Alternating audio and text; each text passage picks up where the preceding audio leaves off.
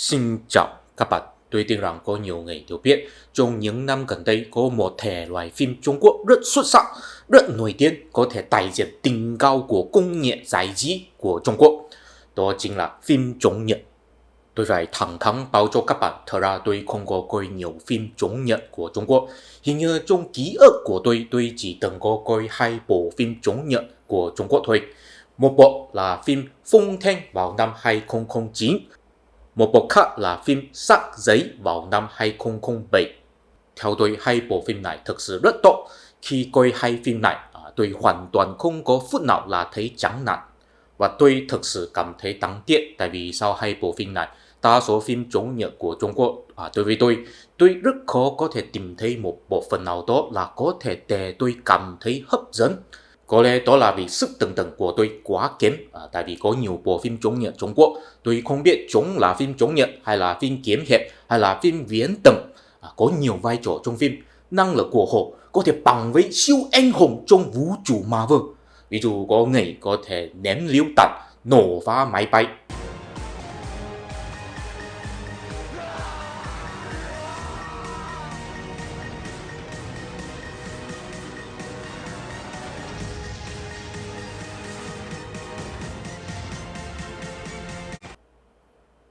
Ví dụ có người có thể bay đi bay lại.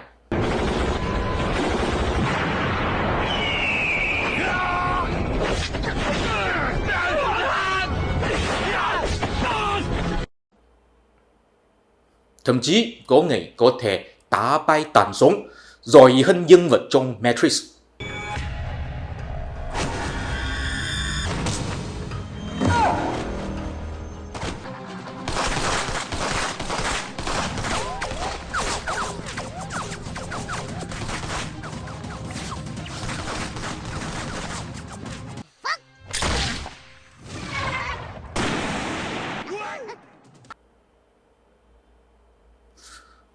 Tôi cảm thấy rất xấu hổ, tư duy của tôi không thể theo kịp với tư duy kịch bản của phim.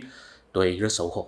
Quay trở về 2 bộ phim Trung Nhật tôi từng có coi Phong Thanh và Sắc Giấy.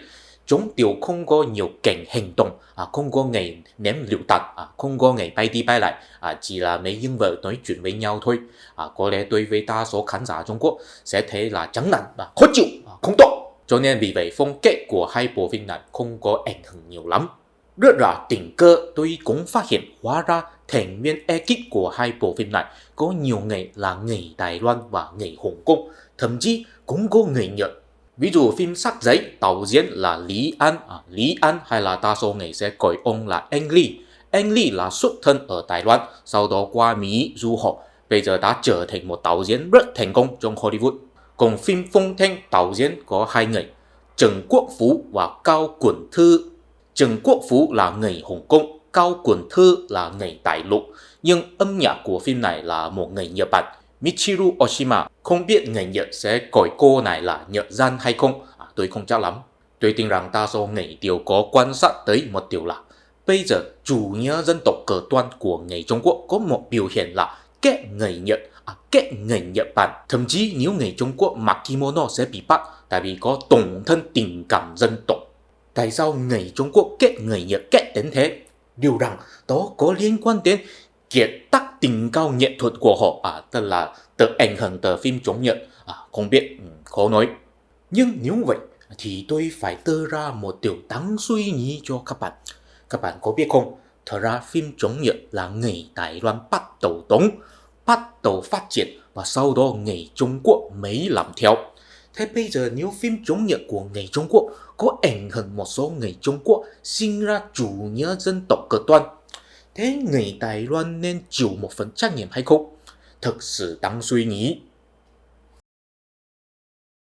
Các bạn thân mến, tại vì tôi lo sợ một số khán giả không hiểu rõ về Đài Loan và Trung Quốc có gì khác biệt, cho nên xin để tôi xài một đoạn thời gian rất ngắn để nhắc nhớ một chút.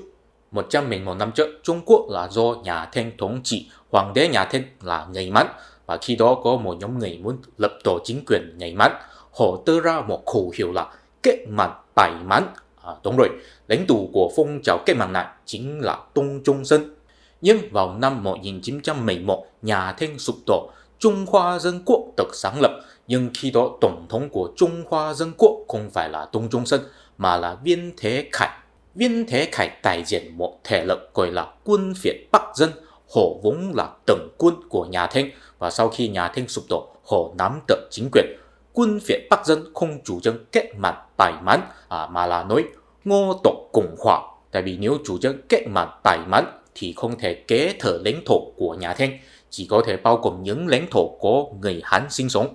Tức là không bao gồm Tây Tạng, Đông Bắc, Tân Cân và Mông Cổ. Các bạn có thể thấy nếu vậy thì sẽ mất đi bao nhiêu lãnh thổ. Khi quân Việt Bắc Dân đang nắm bắt chính quyền, vào năm 1919, Đông Trung Sơn sáng lập Quốc dân党. Vào năm 1924, Quốc dân党hợp tác với Liên Xô. Vào năm 1925, Đông Trung Sơn qua đời, Tần Giới Thạch trở thành lãnh tụ của Quốc dân党.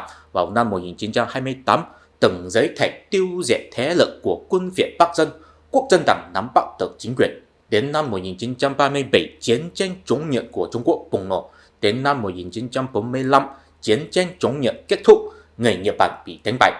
Nhưng nội chiến Trung Quốc bùng nổ, Quốc dân党đi chiến tranh với Đảng Cộng sản Trung Quốc. Lãnh tụ của Quốc dân党vẫn là Tần Giới Thạch, lãnh tụ của Đảng Cộng sản Trung Quốc là Mao Zedong. Đến năm 1949, nội chiến Trung Quốc kết thúc, Quốc dân党bị đánh bại. Tần Giới Thạch mang Quốc dân党đuổi đi Đài Loan, vẫn gìn giữ quốc hiệu là Trung Hoa Dân Quốc ở Đài Loan. Còn Đảng Cộng sản Trung Quốc thắng lợi, Mao Zedong trở thành lãnh tụ Trung Quốc, sáng lập Cộng hòa Nhân dân Trung Hoa ở Đại Lục, tức là Trung Quốc bây giờ. Sau năm 1949 và trước năm 1976, Trung Quốc là trong thời đại Mao Zedong. Các bạn có biết không? Thật ra Mao Zedong hoàn toàn không ghét Nhật Bản, thậm chí cảm ơn Nhật Bản từng có xâm lược Trung Quốc. Có tài liệu ghi rằng có một lần vào năm 1964, Mao Zedong gặp mặt với một nhà tư bản Nhật Bản, có một đối thoại như sau. Nhà tư bản Nhật Bản nói rằng: "Rất xin lỗi cho các bạn, Nhật Bản đã xâm lược các bạn." Mao Zedong trả lời rằng: "Không, nếu không có chủ nghĩa đế quốc Nhật Bản phát động xâm lược quy mô lớn, chiếm đoạt một nửa Trung Quốc, thì toàn người dân Trung Quốc sẽ không đoàn kết với nhau để phản đối chủ nghĩa đế quốc, thì Đảng Cộng sản Trung Quốc sẽ không có khả năng thắng lợi." Ngoài ra, Mao Zedong cũng từng có khuyên nhủ người Trung Quốc rằng: "Thực sự chủ nghĩa đế quốc Nhật Bản có là một thầy giáo tốt của chúng ta. Một, nó có làm Tần Giới Thạch suy yếu, hay chúng ta tự phát triển căn cứ địa và quân đội mà do Đảng Cộng sản lãnh đạo." Các bạn thấy, Chủ tịch Mao Zedong thực sự rất rộng lực và cũng có chỉ ra một sự thật cho chúng ta. Khi Nhật Bản xâm lược Trung Quốc, lực lượng chống Nhật thật ra là Quốc dân党mà không phải là Đảng Cộng sản Trung Quốc. Mà sự phát triển của Đảng Cộng sản Trung Quốc là vì dừng cơ là khi Quốc dân党đang bận bấy giao chiến với Nhật Bản, không rảnh đối phó Đảng Cộng sản Trung Quốc. Vì vậy, Đảng Cộng sản Trung Quốc mới có thể dần dần làm đầy đủ thế lực của mình, sau đó mới có thể đánh bại Quốc dân党. Dựa trên điều đó, bây giờ Trung Quốc thích đóng phim chống Nhật. Thực sự đã quên mất câu khuyên nhủ của Chủ tịch Mao Zedong. Chủ tịch Mao tăng thân. Các bạn thân mến, bây giờ đảng cầm quyền của Đài Loan là Đảng Dân Chủ Tiến Bộ. Đó là vì Đài Loan có trải qua quá trình dân chủ hóa, cho nên bây giờ không phải là do Quốc dân党cầm quyền. Sau năm 1949, trước năm 1990, Đài Loan là luôn luôn do Quốc dân党độc tài và thống trị. Khi đó, Quốc dân党đã mất đi lãnh thổ của Đại lục Trung Quốc rồi, nhưng Liên Hợp Quốc vẫn công nhận Trung Hoa Dân Quốc, không công nhận Cộng hòa Nhân dân Trung Hoa. Cho nên Quốc dân党vẫn kiên trì tự xưng mình là đại diện chính thống Trung Hoa và cũng đầu tư rất nhiều để thuyết phục người dân ở Đài Loan, cũng bao gồm người Hoa hải ngoại. Nhưng khi bắt đầu họ chỉ là truyền bá văn hóa truyền thống Trung Hoa thôi, cũng là vì khi đó Đảng Cộng sản Trung Quốc hoàn toàn không quý trọng văn hóa truyền thống Trung Hoa. Khi đó là thời đại Mao Zedong thấy nó là văn hóa hủ lậu, cho nên người ta có thể phân biệt Đảng Cộng sản Trung Quốc là như thế nào, còn Quốc dân党là như thế nào. Nhưng đến sau năm 1971, Liên Hợp Quốc chuyển sang công nhận Cộng hòa Nhân dân Trung Hoa mà không công nhận Trung Hoa Dân Quốc nữa. Nhưng Quốc dân党vẫn muốn tiếp tục kiên trì tự xưng mình là đại diện chính thống Trung Hoa, cho nên họ làm thêm một điều, tức là đóng phim chống Nhật. Tại sao đóng phim chống Nhật? Tại vì Quốc dân党muốn nhấn mạnh một điều là ngay cả Liên Hợp Quốc đã công nhận Cộng hòa Nhân dân Trung Hoa, nhưng trong lịch sử chính là Quốc dân đảng mới là lực lượng chủ yếu chống Nhật mà không phải là Đảng Cộng sản Trung Quốc. Cho nên vào những năm 1970, Đài Loan có sản xuất nhiều phim chống Nhật cũng rất xuất sắc, chỉ là thua phim chống Nhật của Trung Quốc bây giờ một tí thôi. Tại vì nhân vật trong đó không có siêu năng lực, chỉ biết dùng súng hay là vũ khí hiện đại chống Nhật, không biết đá bay tảng súng, không biết bay đi bay lại, không hấp dẫn lắm. Những phim xuất sắc và nổi tiếng có Anh Liệt Thiên Thu vào năm 1976.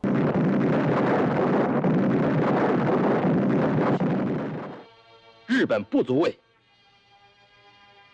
中国不可欺。谢谢啊！不要你这臭镯子！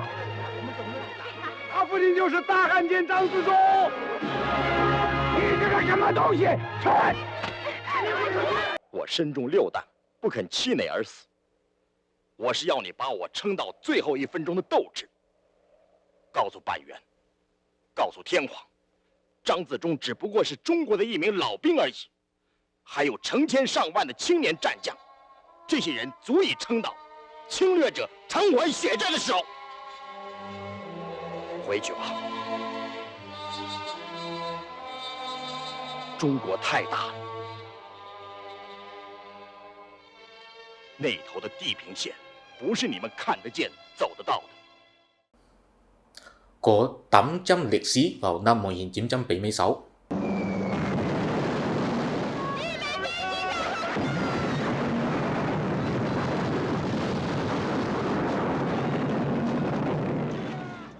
从现在起，我们这423个人就是1个人，大家能撑就撑，不能撑，1颗手榴弹，天堂地府，后会有期。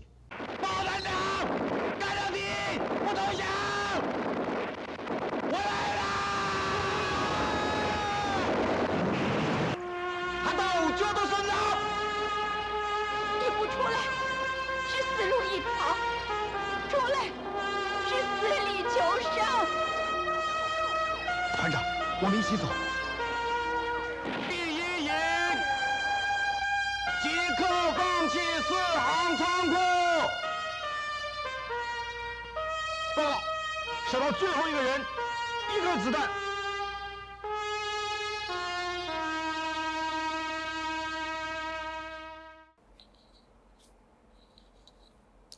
Có Hoa Mai cũng là vào năm 1976.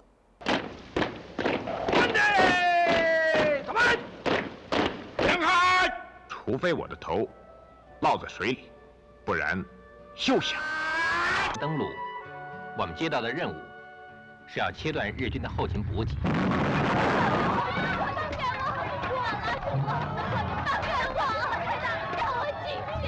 中国人真不经大。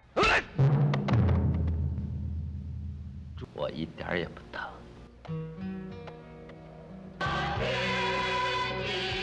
难道抗日还分男女吗？这样公平吗？虽然季贤不是我的孩子，可是是我一手抱大的，尤其你是国家未来的栋梁。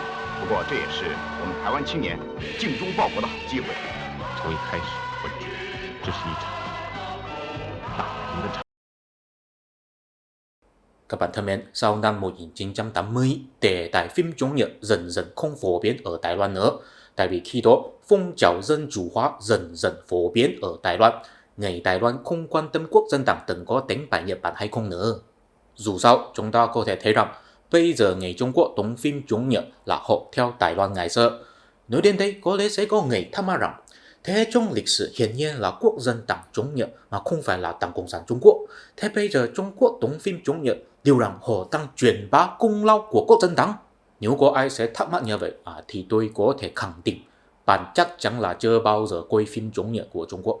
Nếu các bạn có chú ý thì sẽ biết trong phim chống Nhật của Trung Quốc đều có một sự sắp đặt là trên chiến trường là quân đội quốc dân đảng đối mặt với quân đội Nhật Bản, nhưng có nhiều lãnh đạo của quốc dân đảng thật ra là nhân viên tình báo của Đảng Cộng sản Trung Quốc, cho nên cũng có thể nói rằng Đảng Cộng sản Trung Quốc có công lao lớn về cuộc chống Nhật. Nói đến đây cũng có một điều đáng nhắc đến. Sau năm 1949, từng giấy thạch bị Đảng Cộng sản Trung Quốc đánh bại lùi vào Đài Loan từng có than thở rằng thiên hạ có ai không bí mật liên lạc với Đảng Cộng sản. Ông nói vậy là vì biết có nhiều nhân viên Trung Quốc dân Đảng thật ra là nhân viên tình báo của Đảng Cộng sản Trung Quốc, cho nên mấy lần quốc dân Đảng bị đánh bại. Cho nên ngay cả phim chống Nhật của Trung Quốc có một số thứ là sai sự thật, ví dụ dẫn siêu năng lượng, nhưng ít nhất về mặt công tác tình báo khi đó là phù hợp với lịch sử.